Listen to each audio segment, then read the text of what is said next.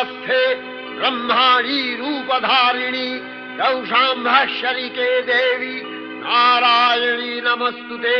त्रिशूलचन्द्राहीधरे महावृषभवाहिनी माहेश्वरी स्वरूपेण नारायणी नमस्तुते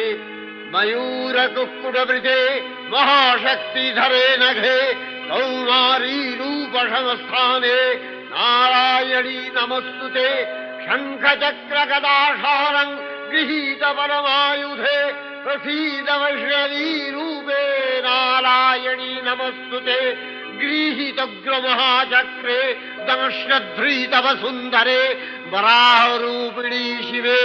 नारायणी नमस्तुते नृसिंहरूपिणुग्रेण हन्तुदैत्यानि कृतोद्यमे त्रैलक्ष्यप्राणसहिते नारायणी नमस्तुते किरीटिनी